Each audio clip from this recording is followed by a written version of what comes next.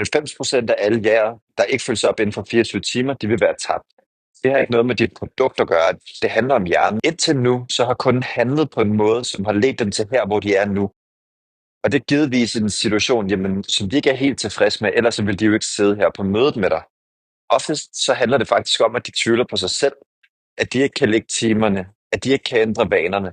Men den hårde sandhed er, at det er alt sammen med deres egen skyld, eller det er givetvis din skyld ud fra de valg, som du vælger at tage.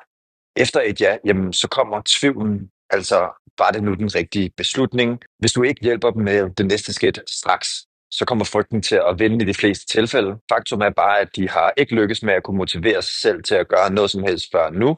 Og så hvorfor skulle de kunne gøre det, når de går tilbage i hverdagen om 30 minutter? Hvorfor skulle deres kone stole på, at de faktisk ville kunne lave en ændring, når de har bevist over de seneste 5 til 10 år, at det kan de ikke?